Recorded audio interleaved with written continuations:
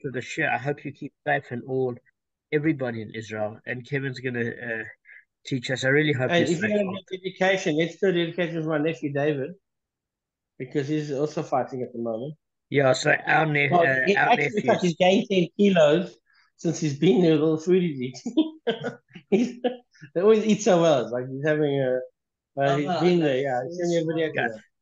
All right. And he said Listen, official. okay, so we'll David for please God for David, my nephew, and all the soldiers, and please, I hope Hashem looks after them and all of Israel, the whole people. Kevin, teach us. Okay, I actually heard this something today. I'm on this one group that they send like a minute. You select one of the hostages, you pray for them, and you have in mind the tehillim that you say for them, and you listen to this like talk, like a video chat, recorded talk, and the person saying the talk today was talking about positive speech, and I don't know if it's in Devarim or in Vayikra where they discuss kosher and non-kosher animals. Do you know, Damon? Is it Devarim or Vayikra? I have no idea, to be honest. Okay, so whatever book is in it, so when Hashem describes, when it's described in the Chumash, when the non-kosher animals are described, they give the positive attributes before they go into the reasons why they treif or they're not permissible. So that lesson there is that one should always try to find something positive about anything. There's always something positive. And because if we just say negative things about people, or it creates a toxic environment, and it's, as we all know, we've had this discussion before, it's not pleasant hanging around with such people. I agree. Yeah. I agree. So are you saying because of their aggression or because of them lying or the swearing or all of it? Oh no, just just if they talk negatively, and people, I've said to people, Yeah, I had it's to not look it good to up just in talk. Google, and it's Yeah. Vayikra, Leviticus chapter Oh, 11, it is very cry. verse Okay. 2. And by the way, The thing is just to, yeah, sorry, carry on. Yeah. there's something I need your advice on to ask you, is that when it mentions like different Gemaras, we've always said like we do in the Chumash where it says chapter 26 verse 8, but it can't be because of Bava Kamma. I mean, we're only on the 10th chapter. Yes, they're 119 daf, and we're on the 10th chapter, but it's not. I think I'm reading the sources a bit incorrectly, like in the special, because it can't be chapter. Generally, it's chapter and verse. You taught me that in the beginning when there's a colon, but it can't be. I think when it does that in the Gemara, and it's number 26, it means daf 26, and then it must mean section 4. It's got to be different in the Gemara. There's not enough chapters. So I wanted to ask your advice on that. Yeah, Jesus. Just say page number then. I think if it's, I don't know, maybe that's just easier. No, but it refers to the same colon principle. All I'm saying is, guys, it can't be the chapter. So it's got to be the daf. I don't know what else it could be. It's got to be the daf that it's referring to. All right, so let's get started, Kevin. I think your words are correct. So, just I'm just going to share the midrash, the Mishnah second. Sorry, guys. Listen, thanks for also understanding. I haven't been 100%. Really Yeah, we're appreciate doing our learning for the day also, Damon. So that's good. I'm actually very happy. I don't mind at all. I'm sure the other guys. So, Kevin, if you want to, Sure. Yeah. read. Okay.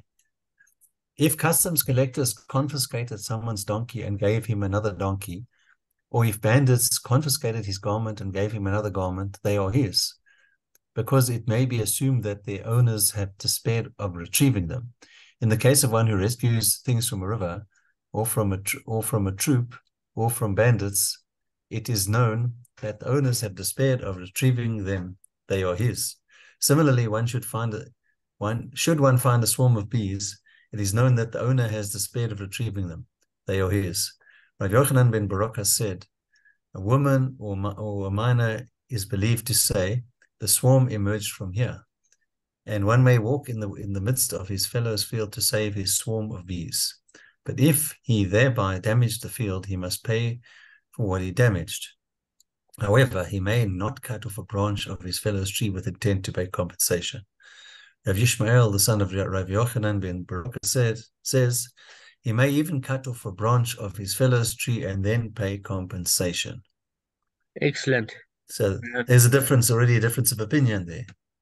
Yeah, excellent. So Kevin did point out that where we see the major difference of opinion is that if you have a swarm of bees and they go to the neighbor and you need to recover tens of thousands of shekels worth of bees for your honey farm, you can do it. All you have to do is pay your neighbor for the branch that you broke off. Even if premeditatedly you have to break off the branch. That's according to Rav Yishmael, the son of Rav Yochanan ben Baroka. But according to the Tana Kamma, you may not cut off a branch of his fellow trees with intent to pay compensation. So Kevin's completely right. And then what we dealt with, continue. The principle that someone does something that's incorrect or incorrect action with a view of correcting in the future, there's a principle also, you can't do that. Have you heard that? Yeah, or something, not. Yeah, I have. I mean, look, the reality is if I was standing to lose tens of thousands of rand and I did damage but would be prepared to make financial compensation, I don't know if I'd take the higher road, providing I make compensation. Must be honest. Or the thing with giving tzedakah from stolen money, someone will steal money and give tzedakah from it. Is that going to be a similar? No, it's not similar at all.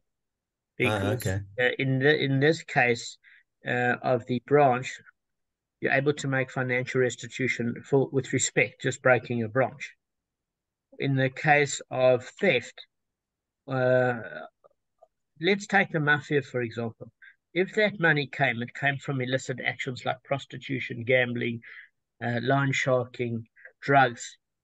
You cannot undo all that damage by giving a tiny fraction of it to charity. It's simply not compensatable. Whereas here you broke off a branch and you're paying the financial equivalent to the branch you broke. It's a very different situation. Guys, let's cover a little bit of ground in the Gemara. What we did on Saturday night is all we said is that there was a brisa that seemed to contradict this particular Mishnah, because the brisa taught if he took a donkey from the customs collector, he must return it to the original owner. And all we said is it has to then come back down to a principle of what actually constitutes acquisition for a third party. So in the brisa, we hold that despair alone does not effect acquisition, because it has to be combined with either an exchange of money, a physical change, or change of domain. And the recipient of the donkey does not acquire it, even though initially it came into his possession illegally. So all we are saying there is, even if the owner of the donkey despaired of retrieving it while it was still in the possession of the customs collector, they didn't acquire it because Yu'ush alone does not affect acquisition. It needs that other factor as well. So that when they gave it to a third party, it was still prohibited as the property of the original owner. That's the way Rashi words it.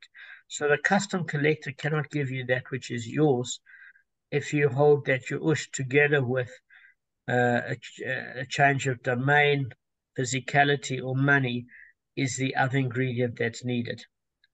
Now, if you have a look, the Gemara mentions this word Yu'ush, despair, because it wishes to give the underlying reason for the legal opinion.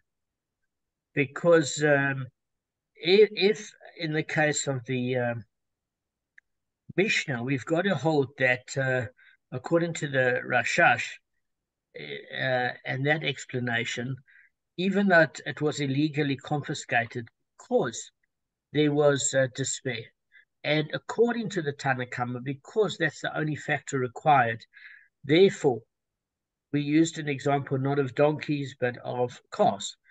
Kevin's got a Maserati, and Kevin's freezing. Kev, are you with me? Your screen froze a sec.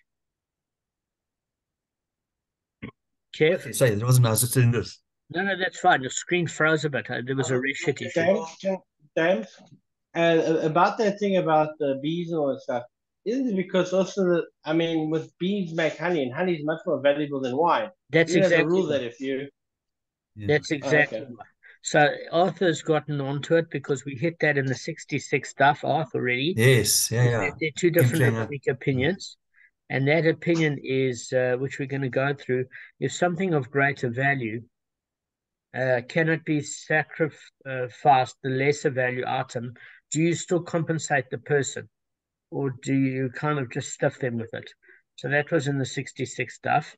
But just to finish what we were saying regarding what we're dealing with now, is that the primary difference is the Tana Kamma of the Mishnah says you only need your ush alone, despair to effect acquisition for the third party. Okay? Because number one, the third party never stole it. It's the robber's responsibility.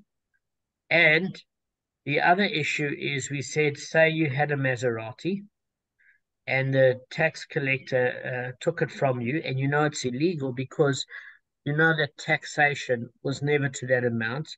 So he's probably keeping the Maserati and giving the king or the government the value of selling it, the value of a Ford Escort. So you know he's doing something illegal, but you are forced to do it because he's got henchmen.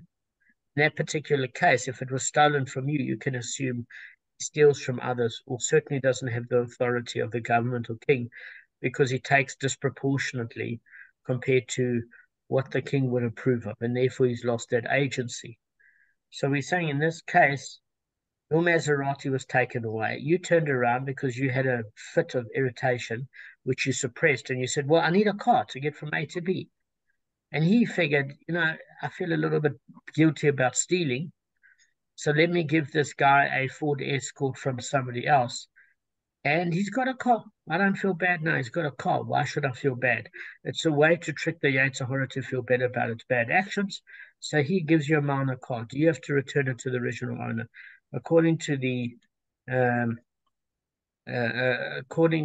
author of the Brisa, it's not yours. You need to return it. And according to the Mishnah, the Tana Kamma of the Mishnah, you can keep it because you ush alone from the original owner. That despair does effect acquisition. Now,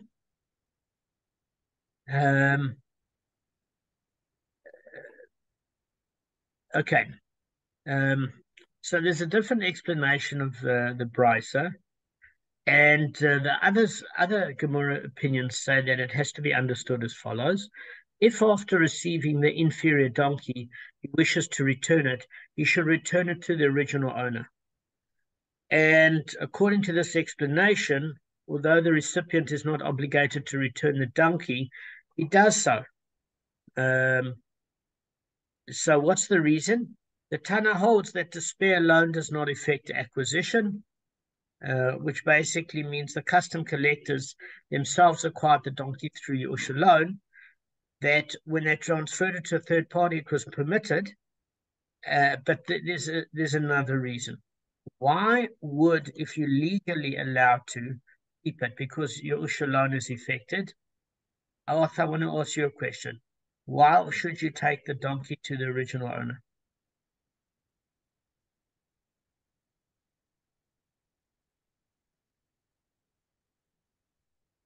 Maybe the timing's off. Damon, just say that again. My son has been hacking in my ear. I'm trying to listen. Just repeat what you said because you covered me nuts. I've kicked it up. Okay.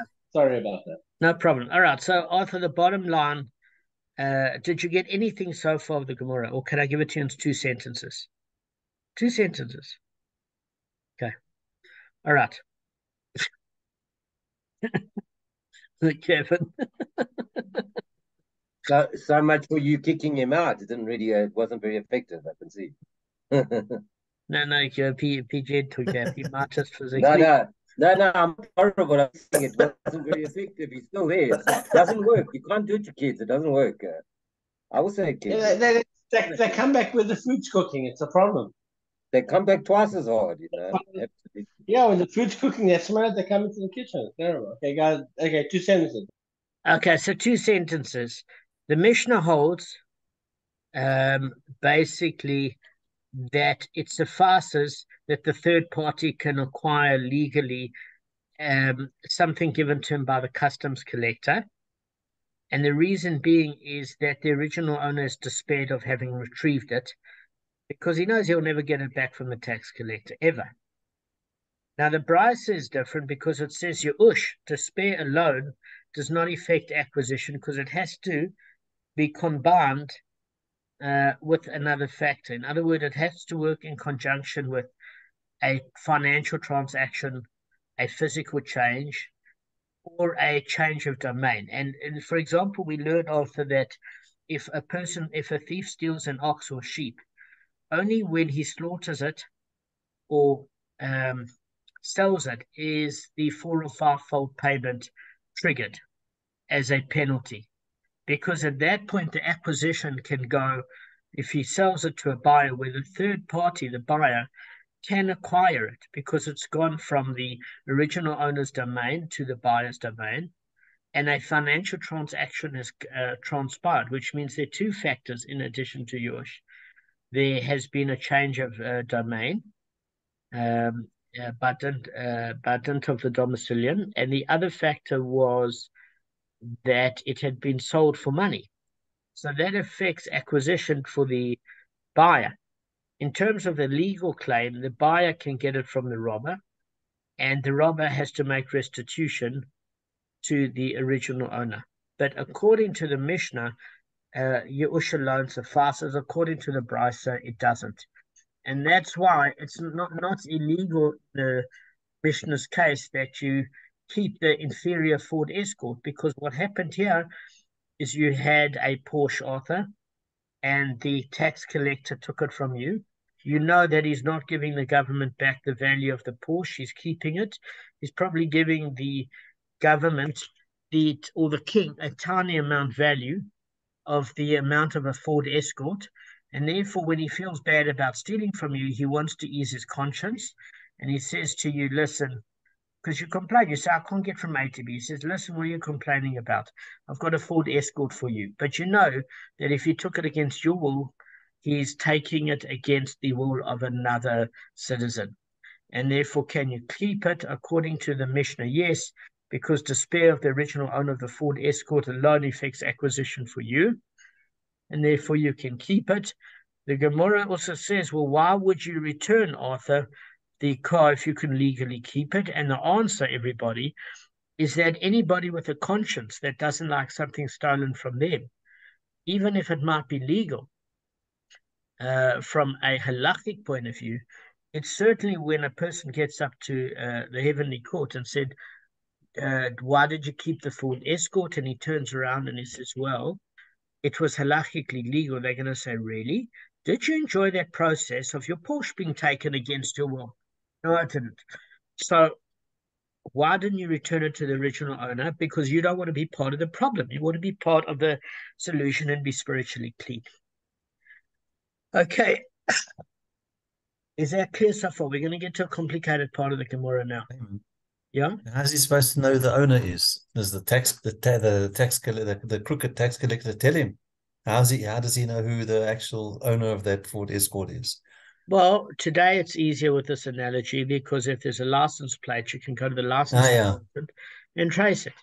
In those days, how does Betsy the cow look different from Johnny the cow?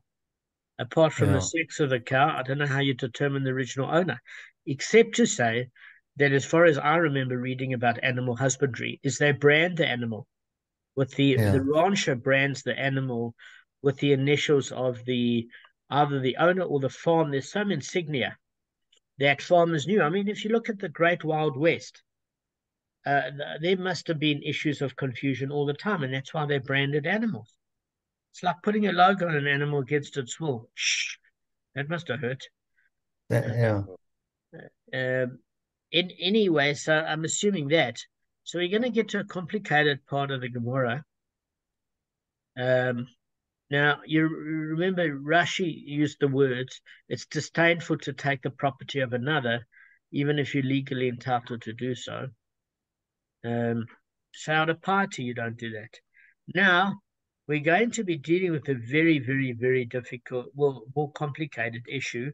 But firstly, the easier issue. The reason the easier issue is that Arthur can concentrate today and tomorrow he might, this is easier, so you can walk around and cook. When I get to the complicated issue, I'll let you know. Yeah, okay.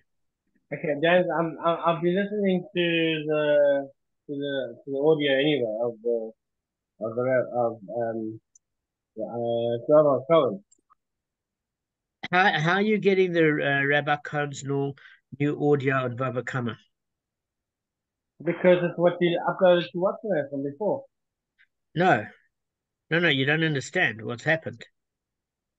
Oh, what happened? In the Daf Yomi cycle, which I've got for you, he's released a new series of Bava Kamma because it's the new Daf Yomi cycle. Okay.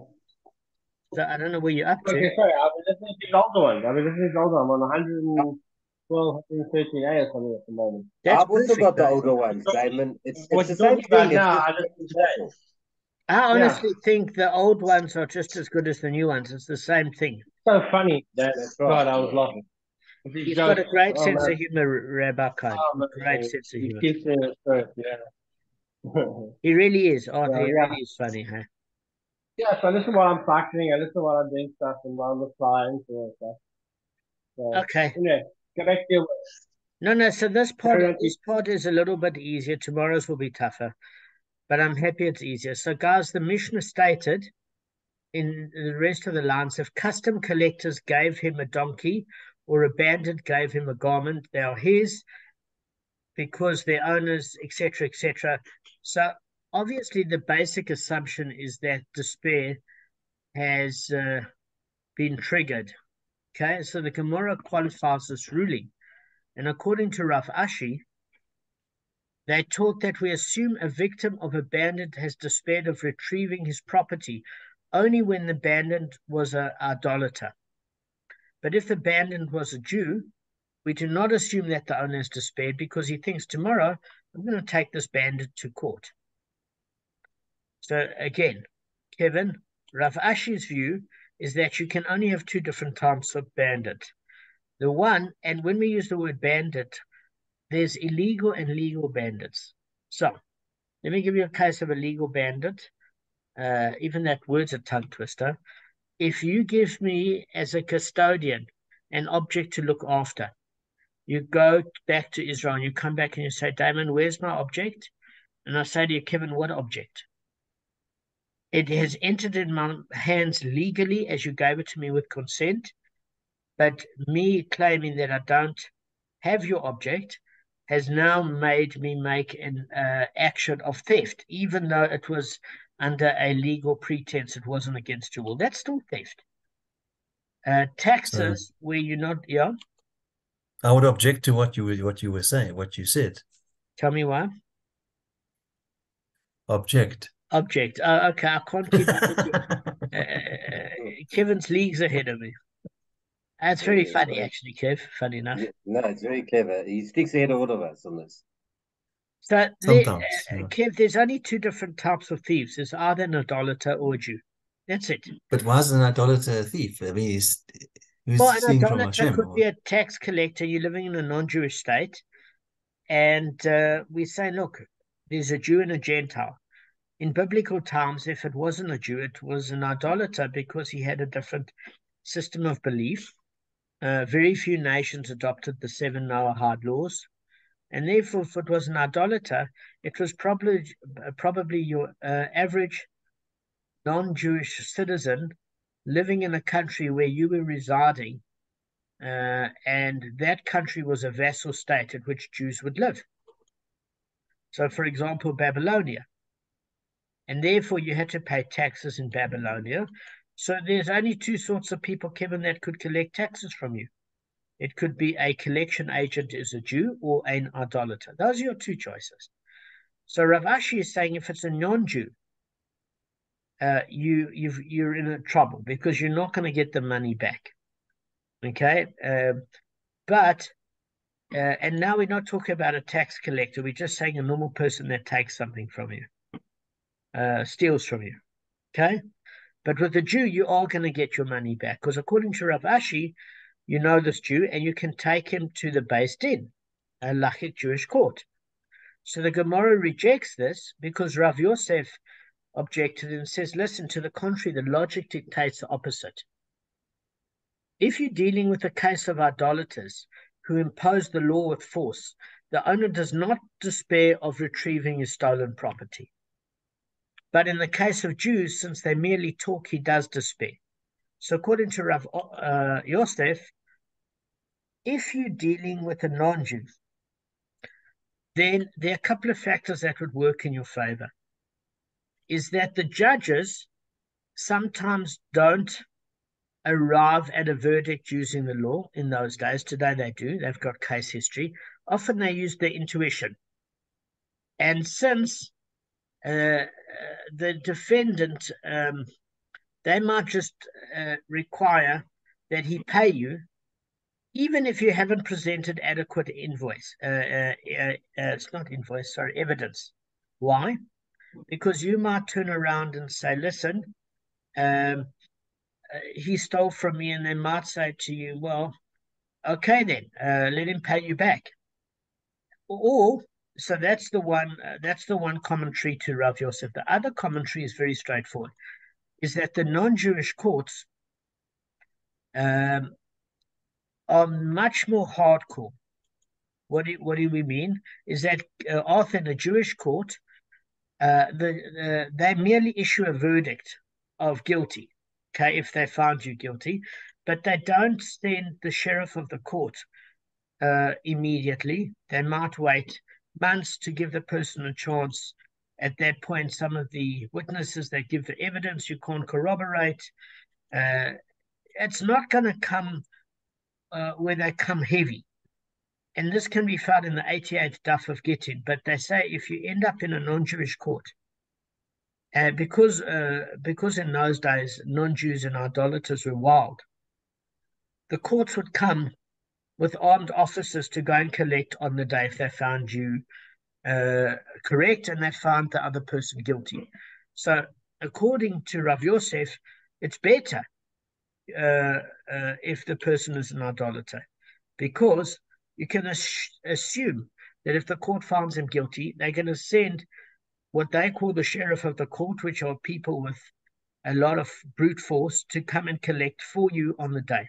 Now that's great, according to Rav Yosef. And he said also, the Jewish court, when they use the term they merely talk, they don't do anything, is that they're very concerned that adequate evidence is coming against the Jewish defendant.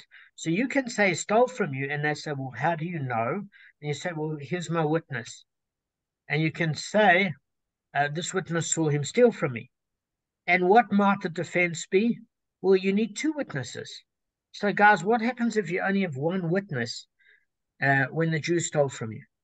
What happens? The Jewish court requires two witnesses, two against one. An idolatrous court only requires one witness against the defendant. Do you get what I'm saying? So there are a myriad of factors that make it easier to collect from our secular court that deals with rough idolaters than it is a Jewish court.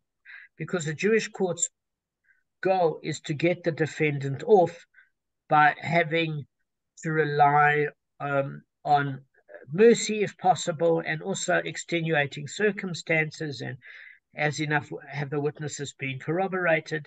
It's not like that in a non-Jewish court. It's one witness against one defendant.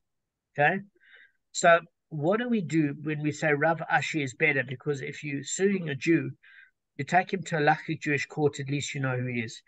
With an idolater, you're not going to be able to collect it.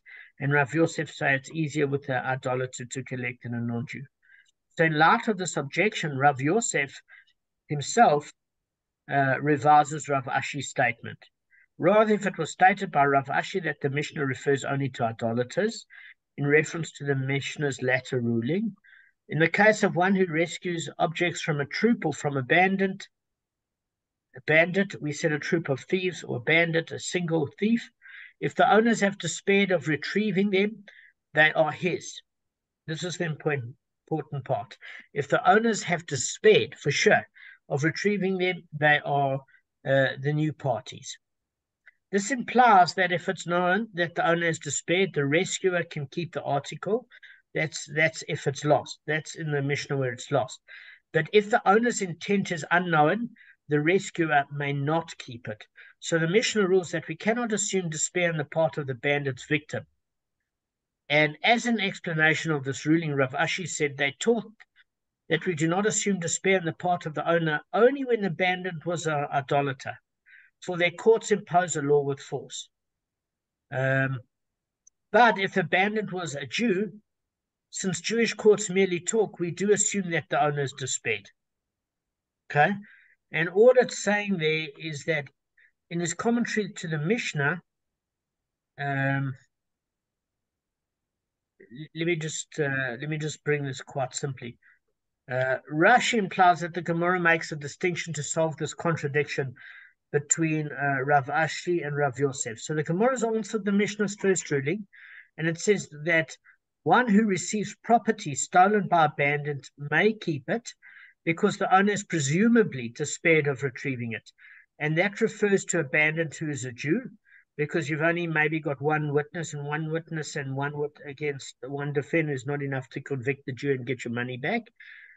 But, and then in that case, he can't keep the property unless he knows that the original owner is despaired. And as far as an idolater is concerned, you can rest assured that you're probably going to get it back because they're going to send some henchmen, and they only need the testimony of one witness. And sometimes they just took a disliking to the defendant, and he was stuffed from the beginning. Okay. Right, good. We done. Any questions, guys? Tomorrow's going to be a more difficult part.